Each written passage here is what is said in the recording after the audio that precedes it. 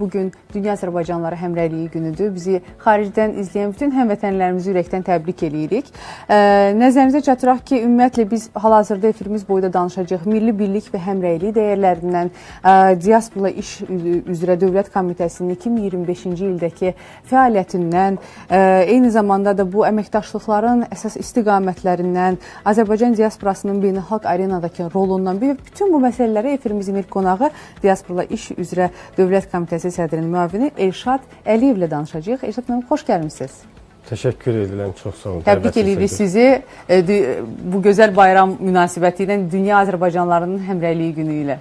Çox sağ olun. Mən də bütün dünya Azərbaycanlılarını Həmrəylik günü və qarşıdan gələn yeni il münasibəti ilə təbrik edirəm. Təşəkkür edirik. Gəlin onda onunla başlayaq ki, Diaspora İş üzrə Dövlət Komitəsi xaricdə yaşayan Azərbaycanlıların həm birliyinin, eyni zamanda milli kimliyinin qorunması üçün aktiv şəkildə fəaliyyət göstərir.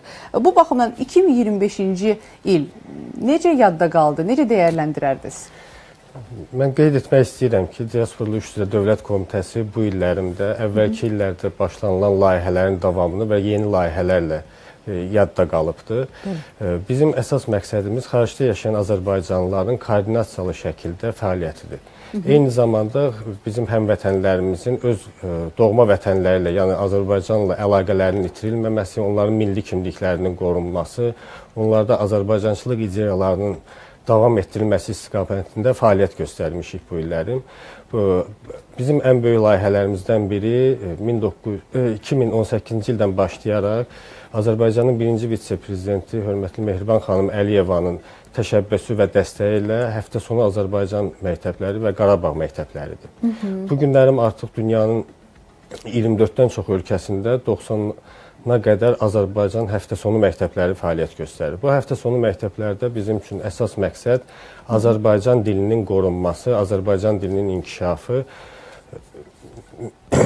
nəzərdə tutulubdur. Çünki Azərbaycanlılar bilirsiniz ki, bəzi artıq yeni nəsil bizim Azərbaycanlılarımız var ki, yaşadıkları ölkədə doğulublar. Onlar yalnız Azərbaycan dili valideynlərindən eşidirlər. Amma bunu belə eləyirlərsə, valideynlərinə əhsən, az əvvəl də bu haqda danışırdıq, nə xoş o vətəndaşlarımızın halına ki, öz övladlarında Azərbaycan dilini ailə mühitində yaşadırlar. Bunu ailə mühitində yaşatmaq bilirsiniz ki, çox çətindir. Çünki bəzi hallarda artıq bizdə qarışıq ailələr yaranır. Bəli. Bu səbəbdən biz həftə sonu məktəblərinə çox böyük diqqət ayırırıq. Nə gözəl. Həftə sonu məktəblərdə Azərbaycan dili ilə yanaşı Azərbaycan tarixi, Azərbaycan mədəniyyəti, Azərbaycan musiqisi, rəqsləri də tədris olunur.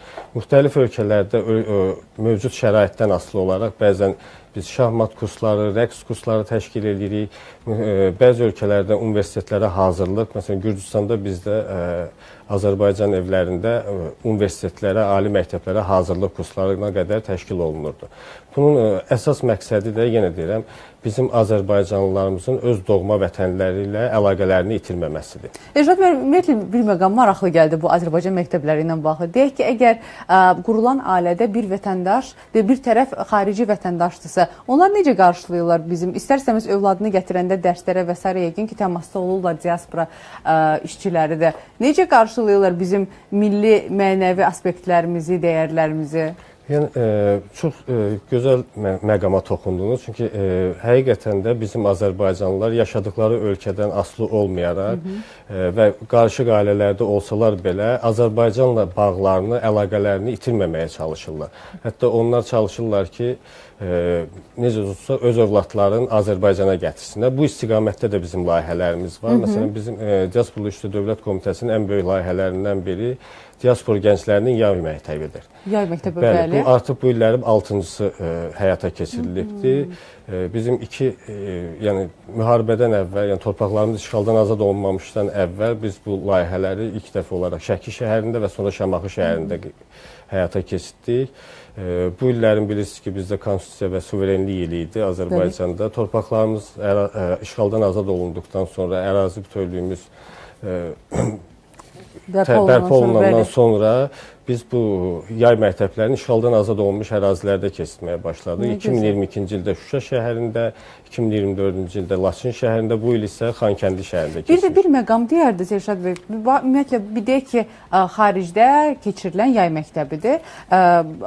Bu xaricdə yox, Azərbaycanda. Yox, məsəl üçün deyək ki, xaricdə keçən Qarabağ məktəbində siz dediniz 6-cı ildir keçirilir artıq, düzdürmü? Bəli, daimi fəaliyyət göstərir. Bir uşaq neçə il gedə bilər? Bura daimi fəaliyyət göstərir. Biz orada uşaqları qruplara ayrılır müəllimlər tərəfindən. Az yaşlı uşaqlar üçün və ilk növbədə bəzən onları belə deyim də yüngül bir imtahan edirlər dil səviyyələrini öyrənmək üçün və orada uşaqlar yaş qruplarına ayrılır. Az yaşlı uşaqlar üçün xüsusi tədris sistemləri var, daha böyük uşaqlar üçün başqa cür tədris sistemləri var.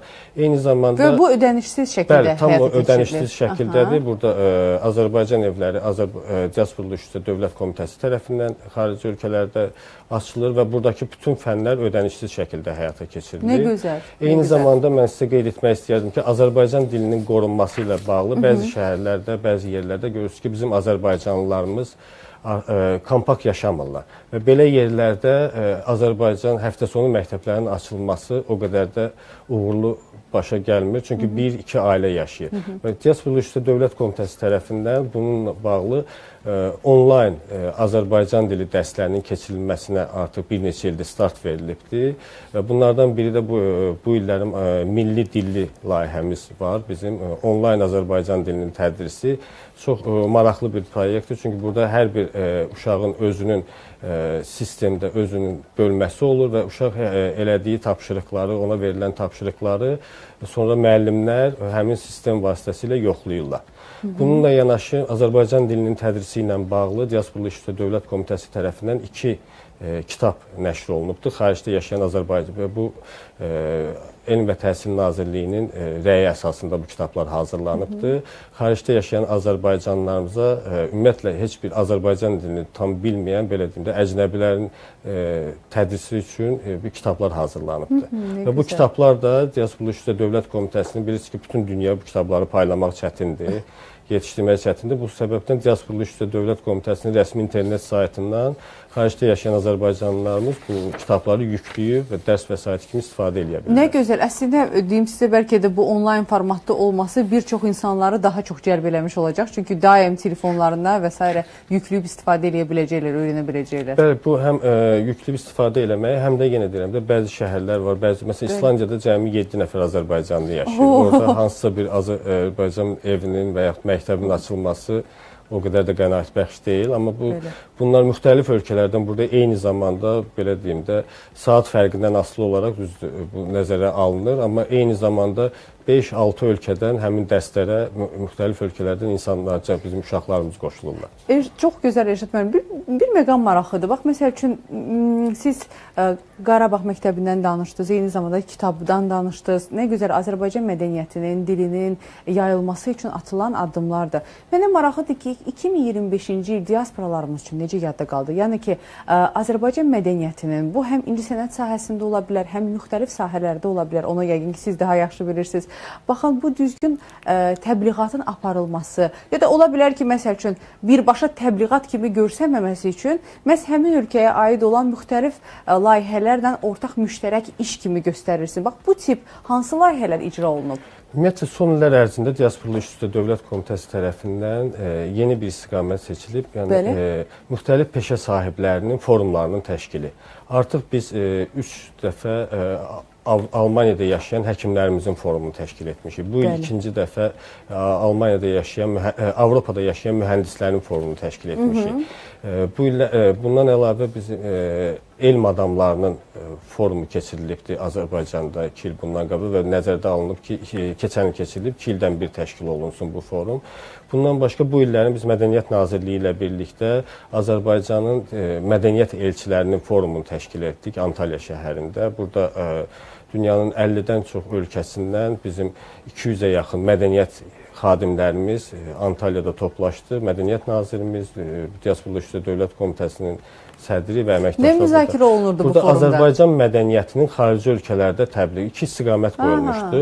Azərbaycan mədəniyyətinin xarici ölkələrdə təbliği, eyni zamanda xaricdə çalışan bizim mədəniyyət işçilərimizin Azərbaycan mədəniyyətinə necə töhfə verə bilərlər. O zaman bu forumda həm Azərbaycandan incəsənət insanlara aparılmışdı, həm də orada yaşayan Azərbaycanlılar ifalar olurdu. Yəqin ki, hər kəs öz sənətini göstərirdi. Forum çərçivəsində belə deyək, biz əsasən iki panel keçirdik. Bir, Azərbaycan mədəniyyətini xarici ölkələrdə necə təbliğ eləyə bilərik? Ancaq sual-cavab formatında. Yox, ikinci hissədə isə Azərbaycan xaricdə yaşayan mədəniyyət elçiləri Azərbaycanın mədəniyyətinə necə töhfə verə bilər. Amma eyni zamanda forum çərçivəsində Antalyanın ən böyük salonlarından birində həm xaricdə, həm Azərbaycanda yaşayan mədəniyyət işçilərimizin birgə konserti təşkil olundu. Bura Antalya şəhərinin valisi dəvət olunmuşdu, Türkiyə rəsmiləri də dəvət olunmuşdu. Bu forum eyni zamanda Türkiyədə keçirilən forumun çərçivəsində keçirildi ki, Türkiyə tərəfini də bura dəvət eləyir. Amma dünya 50-dən çox ölkədən biz nümayəndə dəvət etmişdik bura. Nə gözəl. Eşit, mən ümumiyyətlə 2025-ci ildə müxtəlif ölkələrdə olan diasporalarımızı nəzərə alsaq, hansı ölkədəki diasporanın işini xüsusi qeyd eləyə bilərsiniz ki, seçilib aktiv fəaliyyəti ilə? Demək olar ki, müharibədən sonra, torpaqlarımız işğaldan azad olunduqdan sonra diaspor fəaliyyətində yeni bir həyata keçirildi. Çünki o vaxta qədər Azərbaycan diasporunun əsas fəaliyyət istiqaməti Azərbaycanın işğal altında olunan torpaqlarının dünyaya bağlı məlumatların dünya ictimaiyyətinə çatdırılması idi. Artıq müharibədən sonra dünyada Azərbaycan diasporunda siyasi gündəm dəyişib. Bu günlərim əsas istiqamətlərimiz Azərbaycanlılar, xaricdə yaşayan Azərbaycanlılarımız tərəfindən birincisi işğal dövründə Azərbaycan ərazilərində törədilən vandalizm aktları ilə bağlı məlumatların dünya ictimaiyyətinə çatdırılması. Məsələn, bizim diaspor nümayəndələrimiz tərəfindən bugünə qədər xaricdə yaşayan həm jurnalistlərin, həm siyasi şərhçilərin Azərbaycana səfərləri təşkil olunubdur. Və bunlar o səfərlər çərçivəsində biz həmin jurnalistləri, siyasi politoloqları işğaldan azad olmuş ərazilərə aparırıq və həmin ərazilərlə tanış olurlar. Artıq onlar öz ölkələrinə qayıtdıqdan sonra bir növ o əcnəbilər də Azərbaycanın elçilərinə çevrilirlər. Və bu illərin diasporun fəaliyyətinə biz ayıra bilmərik ki, hansı ölkədə daha güclü olub. Çünki bizim diasporumuzun yaşama fərqlilikləri ölkələrdə asılı olaraq say fərqi də var. Məsələn, Avropada ən çox Almaniyada yaşayırlar. Amma bu o demək deyil ki, az yaşayan ölkələrdə bizim diasporumuz az fəaliyyət göstərir. Onların hamısı, biz əsasən çalışırıq ki, onlar koordinasiyalı şəkildə fəaliyyət göstərsin. Nə deməkdir bu? Yəni bir-biri ilə? Amerikada yaşayan Azərbaycanlı, Avstraliyada yaşayan Azərbaycanlı ilə əlaqəsi olsun. Nə yaxşı. Yaponiyadan tutmuş Cənubi Amerika ölkələrinə qədər hamısı bir-birinə əlaqədədirlər və bunlar bir-birinin fəaliyyətini görürlər. Çünki bunlar bir-birinin fəaliyyətini gördükcə daha da ilhamlanırlar fəaliyyətlərindən və çalışırlar ki, öz ölkələrində həmin başqa ölkədə olan təcrübələri də həmin ölkələrdə tətbiq eləsin. Bu həm də yəqin ki, yaxşı bir belə deyək, zəncirvari ardıcılığa gedir ki, bax, mən bugün ölkəmlə bağlı nə elədim? Bax, mən ailələr sanki vətənlə bağlı elədikləri, məsəl üçün Novruz bayramını göstərirlər ki, şəkər bura, paxlava bişirmişik. Digər ailə özünün elədiyi hazırlıqları göstərir və beləliklə bir-birlərinə həm belə deyim də rəqabətə girirlər ki, daha yaxşı eləsinlər. Məsələn, bu illərin 24 dekabr tarixində Diasporlu İşçi Dövlət Komitəsi rəhbərliyin və əməkdaşlarının xaricdə yaşayan, bütün dünyada yaşayan Azərbaycanlılarla onlayn formatda görüşü təşkil olundu. Həmin görüşdə 83 ölkədən Azərbaycanlılarımız iştirak edirlər. 1000-ə yaxın Azərbaycanlı həmin görüşdə iştirak elədi. Təxminən 4 saata gedən qədər olan görüşdə həm bu illərin təltif olunan diaspor nümayəndələrimiz təbrik olundu və onların fikirlərinə qulaq asıldı. Onlar tərəfindən yeni ideyalar qulaq asıldı ki, yeni ilə yeni təşəbbüslərlə başlayır. Elşad müəllim, bir məqama da istəyərdim toxunaq. Təbii biz ancaq müsbət tərəflərindən, gözəl tərəflərindən danışırıq, amma xatırlayırsınızsa 2020-ci ildə yay aylarında Los Ancelesdə yaşayan Azərbaycanlılar, diasporamız ermənilər tərəfindən böyük qarşıdurma ilə rastlaşmışlar və onlar həddindən artıq çox idilər. Amma bizim fiziki baxımdan say olaraq az olmağımıza baxmayaraq biz yenə də birləşib həm öz həqiqətlərimizi çatdırmağa çalışırdıq, eyni zamanda da özümüzü qorumağa çalışırdıq. Bax, belə hallar qələbəmizdən sonra təkrarlanırmı? Yoxsa məsələn Azərbaycanlılar belə hallarda özlərini qorumaq üçün nə edirlər? Diaspora necə buna yanaşır? Burada əsas məqsəd, yenə deyirəm, işin koordinasiyalı şəkildə təşkil olunması idi. Həmin Los Ancelesdəki faktı götürsə, həmin vaxtda azərbaycanlılarımız orada birləşdilər, bir yerdə dayandılar, amma onlar pərakəndə şəkildə, heç bir-birlərindən xəbərsiz, bir nəfərin, iki nəfərin təklifi ilə çıxıblar mitinq eləyib və qarşı tərəfdən minlərlə insanın olacağını düşünməyiblər həmin anda ki, biz gedirik və belə olan, amma adətən bizim diasporumuz bir-biri ilə əlaqəli şəkildə bunu etdikdə, məsələn, ondan sonra Los Ancelesdə yox, digər bir Kaliforniyanın digər bir şəhərində, haradakı azərbaycanlılar daha kompakt yaşayırlar, ondan da daha böyük izdihamlı bir mitinq elədilər və ora heç bir, yəni ermənilər heç biri ora yaxın düşə bilmirdilər. Çünki bizimkilər koordinasiyalı şəkildə bu işi təşkil edir. Və bizim də ona görə əsas məqsədimiz odur ki, birincisi biz xaricdə yaşayan azərbaycanlılarımıza həmişə məsləhət görürük ki, Azərbaycanın diplomatik nümayəndəlikləri ilə yerində həm daimi əlaqədə olun. Çünki bizim diplomatik nümayəndəliklərimizin tərkibində fəaliyyət göstərən konsulluq xidmətlərimizdə Azərbaycanlılar orada, düzdür, bu yalnız Azərbaycan vətəndaşlarına aiddir. Amma yəni dövlətimizin nümayəndəliyi hazırda orada səfirliklərimiz və konsulluqlarımızdır. Onlarla daimi əlaqədə olun. Eyni zamanda Diasporlu İş üzrə Dövlət Komitəsində, yəni əməkdaşları saat fərqinə baxmayaraq 24 saat bizim diasporumuzla əlaqədədirlər. Hətta bizdə belə deyim də Amerika ölkələrində çalışan əməkdaşlar biz işdən çıxarkən deyirlər ki, bizim fəaliyyətimiz indi başlayır artıq, çünki saat fərqinə görə altı. Və bu əlaqə olduqda, bir-birinə koordinasiyalı şəkildə təşkil olunduqda qarşıdan gələ biləcək hər hansı bir təhlükənin də qarşısı çox rahatlıqla alınır. Elşad bəy, təşəkkür edirik. Ətraflı şəkildə məlumat verdiniz, həm fəaliyyətlə bağlı. Çox xoş oldu. Sizin dilinizdən bir daha bu fəaliyyəti ətraflı şəkildə öyrənmiş olduq. Çox sağ olun. Bizə təşəkkür edirik. Bir daha qarşıdan gələn bayramımızı təbrik edirik. Təşəkkür edirik. Sağ olun. Əziz tamaşaçılarımız, nəzərinizdə çatdıraq ki, efrimizin qonağı Diasporlu İş üzrə Dövlət Komitəsinin sədrinin müavini Elşad Əliyev idi.